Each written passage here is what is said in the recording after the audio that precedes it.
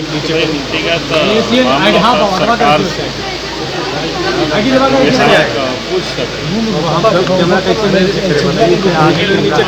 जनता की सवालों से अब कतरा रहे हैं, वो भाग रहे हैं। और उसी की कड़ी में आप सबने देखा होगा कि कार्य स्थगन प्रस्ताव की पीठों पर भाई आपने कोई नया नियोजन नीति लाया ही नहीं, या तो एक साथ करके एक नया लाते और पुराने को रद्द करके वो भी नहीं किया।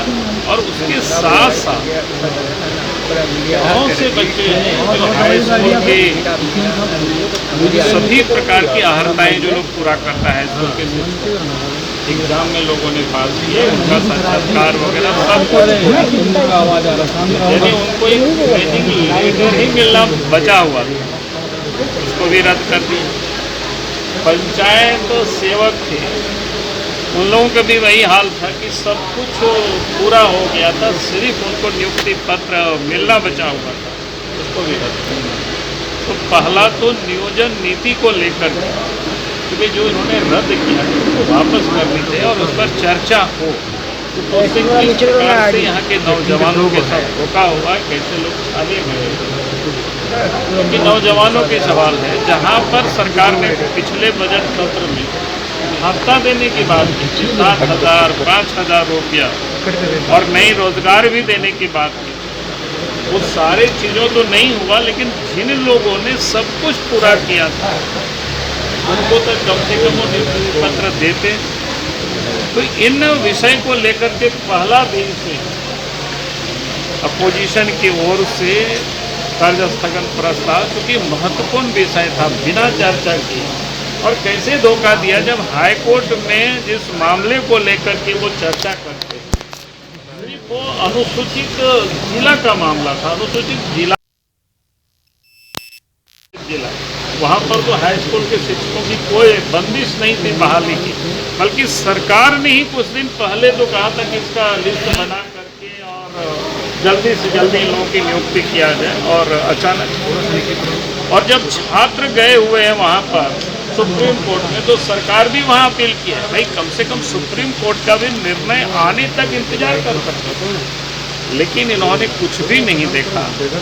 इससे ये बिल्कुल स्पष्ट है कि ये सरकार यहाँ की नौजवानों को धोखा दे रही है, छल रही है, कर तो कुछ नहीं रही है। तो एक तो नियोजन नीति को लेकर के था, और दूसरा जो मामला था आप सबको ध्यान में है किस प्रकार से इस राज्य में खनिजों की लूट, पत्थर है, बालू है, लोहा है, कोयला है, उसकी लूट सारे आम हो रही है, और उस लूट की संरक्षण, सरकार के संरक्षण में सब कुछ हो रहा है। और हम लोग कह रहे हैं, अपोजिशन ही नहीं बल्कि आप पोजीशन में भी जो लोग बैठे हुए उनके विधायक लोग खुल करके बता रहे हैं उसका संरक्षण किनके ओर से मिल रहा है, वो किसी से छुपा हुआ नहीं। तो दूसरा उस पर कार्य स्थगन था, और तीसरा तो आज लॉ एंड ऑर्डर को लेकर के राज्य में विधि व्यवस्था क्या स्थिति है, क्या हालत है, वो किसी से छुपा हुआ नहीं। चोरी, डकैती, हत्या, अपहरण, यहाँ तक कि महिलाएं कहीं सुरक्षित नहीं है। सबसे अधिक महिलाओं के साथ दुष्कर्म, छोटे छोटे बच्चों के साथ हत्या कर दी गई, यहाँ तक कि बुरी महिलाओं को भी नहीं छोड़ा गया। और उग्रवाद किस प्रकार से पैर पसार रहा है पूरे राज्य में। पिछले दिनों गुमला क्षेत्र में देखे पुलिस के जवान के साथ एक चरवाहा का पैर उड़ गया, और परसों की जो घटना है चाईबासा की, एक परसों की घटना जो कल आज तो अखबार में भी सब प्रमुखता से है। तो ये जो राज्य की ज्वलंत मुद्दा है उससे चर्चा करने से सरकार भाग रही है। हम लोग तो वही चाहते हैं कि इस पर चर्चा तो करें। पिछले दिनों यहीं पर श्री श्री रविशंकर जी को जमीन मिला हुआ था 5, उसका नोटिफाई नहीं मोटेशन भी हो गया, और उस पर जाकर के लोगों ने झंडा और पत्थर वहां पर गाड़ दिया, और सरकार की मुलाजिम सब देखते रह गए। और वो सरकारी जमीन है, जीएम लैंड है, और पिछली सरकार ने उस जमीन को रविशंकर जी को दिया था। और हमने जब बेंगलोर के उन लोगों से बात की तो लोगों ने बताया कि ट्राइबल डेवलप के लिए वहाँ वहाँ पर वो लोग योजना डालने वाले हैं और उस पर सरकार ने कुछ नहीं किया, तो कौन यहाँ उद्योग लगाएगी? आप उद्योग लगाने के तो उनको ज़मीन चाहिए ना, ज़मीन पर ही नहीं लगाएंगे, कोई आसमान पर तो नहीं लगाएगा आकर के झारखंड। और जहाँ पिछली सरकार ने जहाँ ज़मीनें दी, मैं तो एक उदाहरण आप सब लोगों के समक्ष रखा और उसका आप सब लोग गवाह।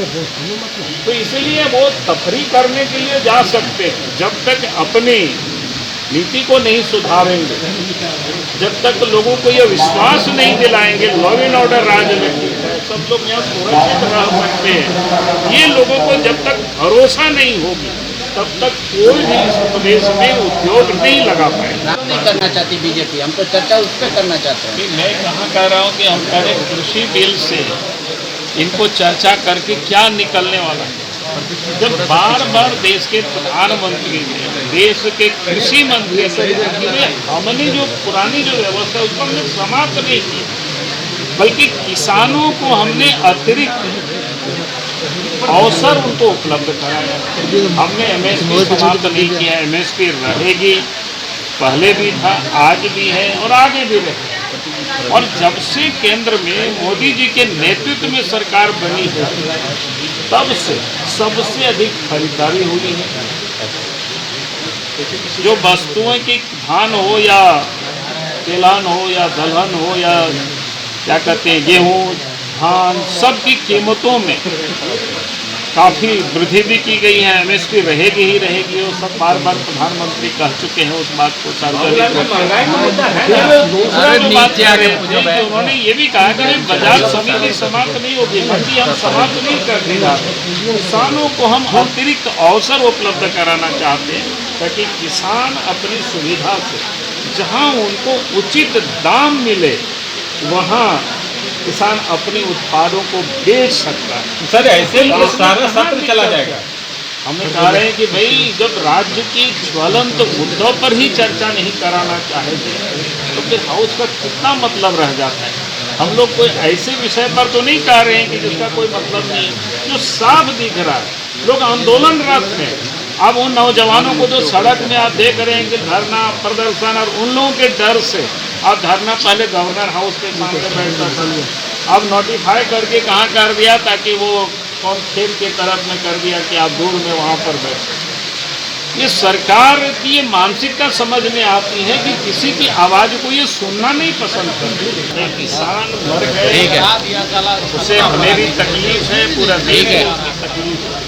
लेकिन जो नेता जिन लोगों ने हठधर्मिता अपना रखते हैं लोगों को बहकाने का, तो ये बिल्कुल गलत है।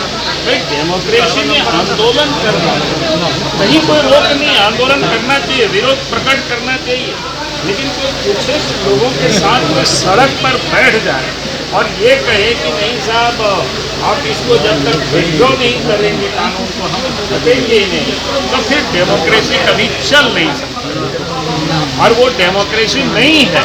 जो लोग सरकार की हत्या कर रहे हैं वो लोकतंत्र के वो लोग विरोधी हैं, लोकतंत्र पसंद लोग बोल रही हैं।